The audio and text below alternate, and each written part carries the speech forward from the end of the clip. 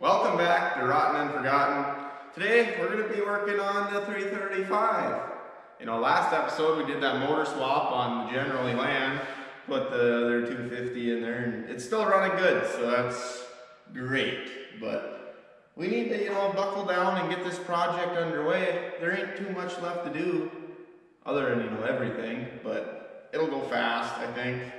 And then we'll have another ripper, maybe. But I think to start off, we're going to start working on this frame again and kind of get that wrapped up, get the holes patched, get the, hinge working on it probably, and all sorts of other fun stuff. So yeah, let's just dive into it and, get to work. It ain't going to do itself. For today, we're going to be attacking all these rust holes, and there's plenty of them that go around. We're going to get off all this old greasy, dirty paint and whatnot, or most of it, and get a nice clean surface for, painting on. So let's get after it. Probably gonna get the grinder in here and just start letting her eat on all this until we got some fresh metal to look at and see what else we need to patch.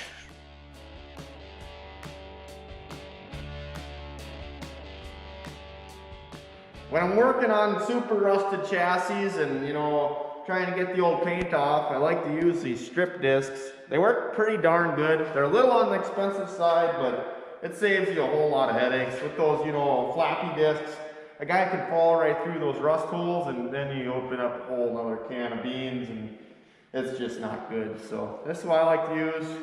It goes. It's still not fun, but, it gets the job done.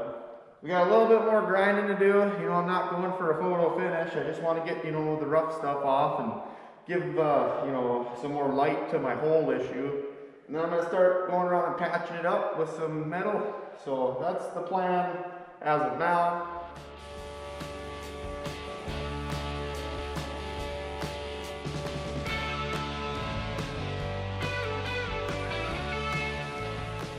I've got to remove these old hinges, somebody put on, aftermarket of course. So we're going to drill those out, get those removed. Then I think we're going to tackle this hole first and go from there. There's a 19% chance this is going to go good. So there's that.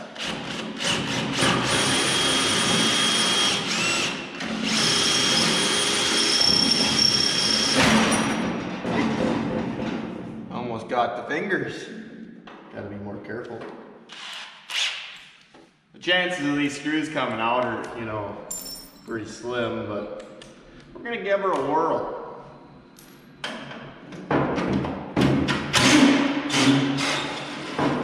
No way! Well, that's pretty neat. That one was a Felipe, so, it stays in the slot. This next one's a flathead. That one, might give us some troubles. Maybe not though.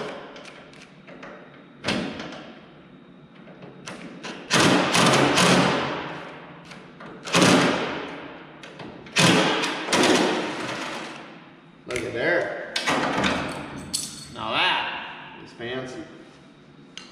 Before we get to, patching holes, this is kind of bowed in here, like a hump on the bottom side. I'm going to try to tap that back down. Both sides are like it. I don't know if it'll even move, but we're going to try. Real gently though, because I don't want to, poke holes through that rust there.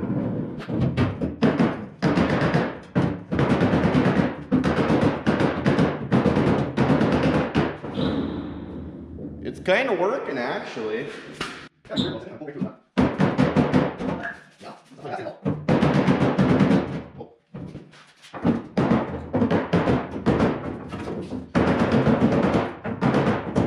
With a little bit of light tapping, we got her straightened out again, which is kind of concerning because that just means she's that rotted.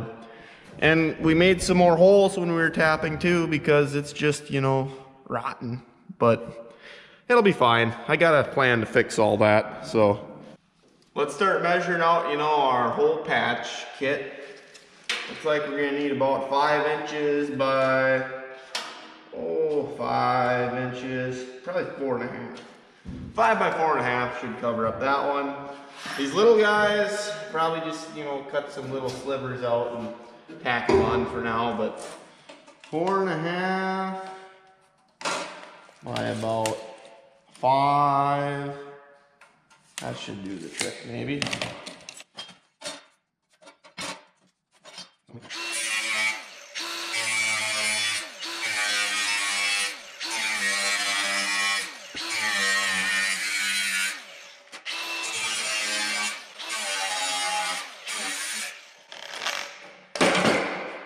That's a pretty nice one. This should, you know, fit on here. Oh yeah, that'll be nice.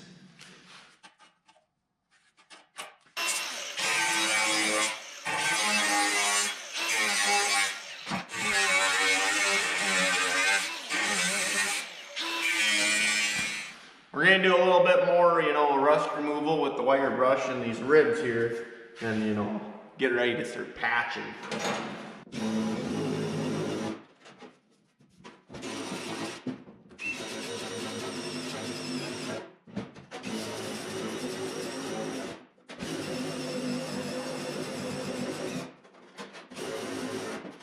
We got our patches cut. Let's get them welded in.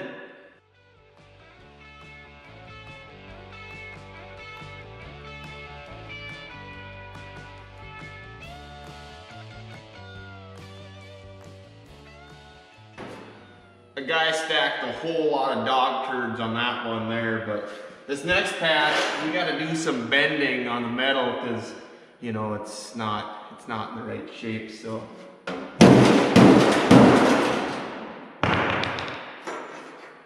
Now it fits a lot better. Just that couple, you know, love taps, and we got ourselves a nice flush fit piece. We're, you know, gonna keep going, because that's all the guy can do.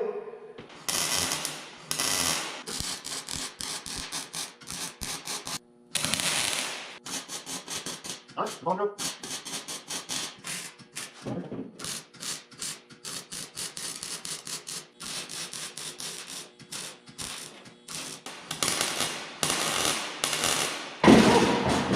Whoa! That patch there is still hot. Oops, shouldn't lean on that.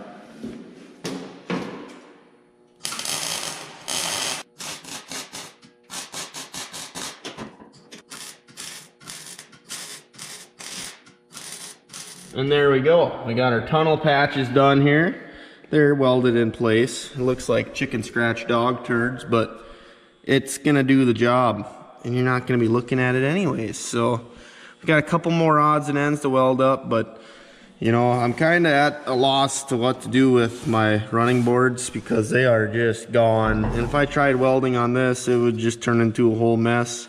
I thought about, you know, getting a full sheet laying down here and welding that on, but then you'd have a gap in between. But I think I have a solution. You know, we'll probably have to do it another day, but I'm gonna clean up on these welds a little bit, see what's going on.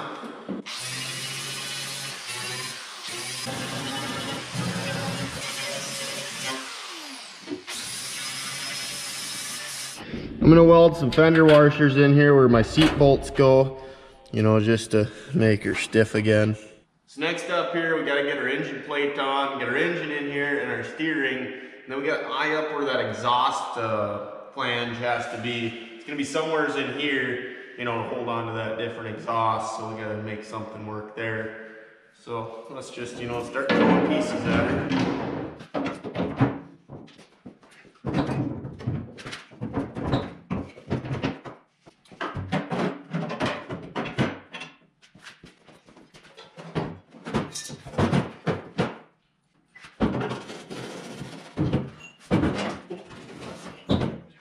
So everything's tight here. You know, when we added this, you know, 1/2 inch up on the riser or whatever it ended up being, our angle's got a little wonky here, but I think I'm gonna take the muffler off of the pipe here, trim the pipe down a little bit and get her to slide over that inch or so. Maybe even put a little angle on it.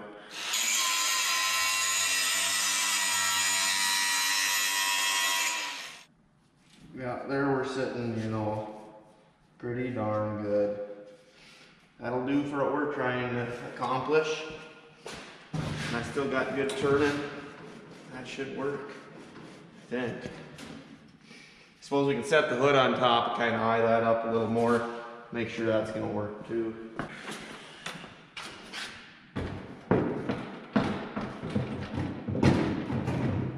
So everything's appearing to fit pretty good. Now I think next up we got to dice our hood up. And I kind of hate doing this because, you know, it's a hood, but this hood's seen its better days and she's already been cut into. So it makes me feel a little better.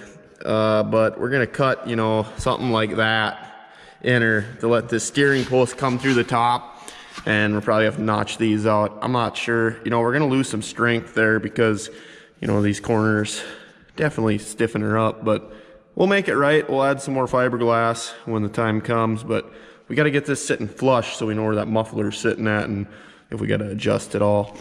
But it's gonna be, you know, pretty darn close to the front of this hood, so I'm gonna have to put some packing on it, probably wrap it so we don't get too much heat on this fiberglass. So we're just gonna start marking this, and I just broke my tape measure. That's sad. But anyways, we're gonna mark this down. We're gonna start, I think, at like 3 inches probably. That's what we're gonna kind of shoot for. And yeah, it shouldn't go too bad, I don't think.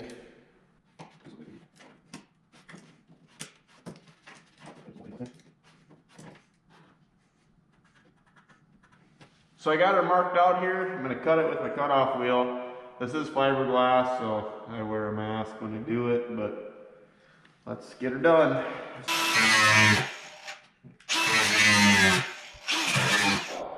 That was a pretty good guess. I mean, she's sitting flush down in the holders, so that's good. And I think, you know, our muffler is gonna work. It's gonna be pretty darn close to this light fixture, but we'll wrap her up real good and try it, I guess. But yeah, that fits pretty darn snug.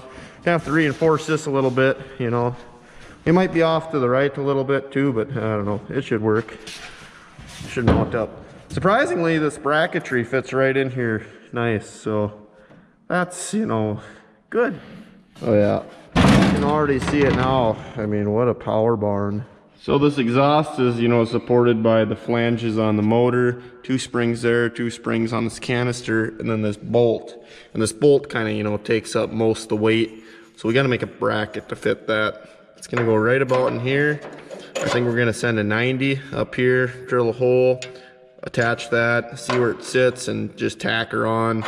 Make sure everything looks good, and then give her a real weld. But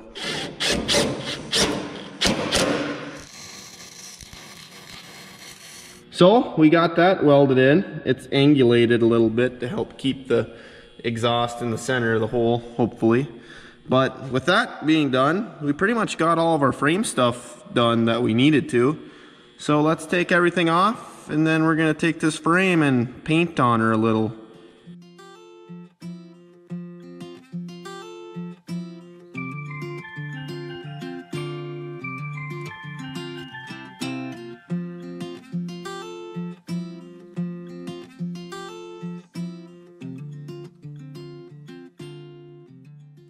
So there's one thing I forgot to make, but we'll make it right now. We got to make ourselves a heat shield to cover up the gas lines.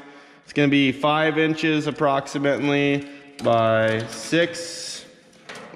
Yeah, 6 inches. And then it'll jog out 4 inches, or I guess we can do 5 here, so we can make it around our little bracket. It's to keep, you know, the hot exhaust from hitting the gas lines in case that exhaust rots out, which tends to happen. And, you know, it just, you know, safety, I guess, kind of, sort of. So let's get to work. I got to go cut that sheet. We'll bend it in a 90, put 2 bolts through here, and then, yeah, we'll have ourselves a heat shield of sorts.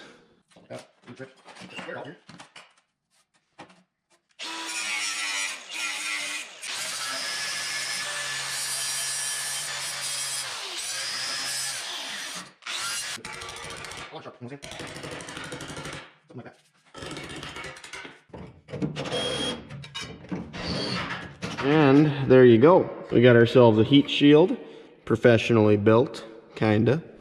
It's kind of a pain in the butt to get the nuts on the back of these bolts, but once you get her done, it's done, and it's probably not going to come off for quite a while. And you can just string the gas lines underneath it anyways. But yeah, she's coming together. Let's, get to painting. That sounds kind of fun. We're going to clean this off with acetone now, get all the dust and whatnot off there. And, like I said before, I didn't, do a super great job of prep work or cleaning all this, just because this frame is so rotten. If I really dig into her, I'm going to have a whole lot more holes to fill. So this is more of just, trying to make her last 10 more years or so. Just trying to expand that lifespan, because the way she sat when I first picked it up, it was done. So this, it ain't necessarily a restoration. It's more of a, patch and hack and make it survive, kind of, sort of. And we're gonna have fun with this thing. It's not gonna be a show sled. It's gonna, find some cattails and whatnot. So it's all right.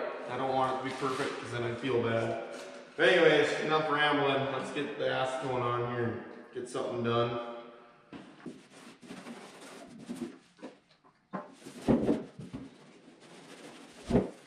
I'm going to be using some Rust-Oleum rust reformer. It says that it makes the rust protected and paintable surface, and it stops rust, which, I don't think it's going to do too much, but it's a good base coat for what I got in store next. So let's, get to her.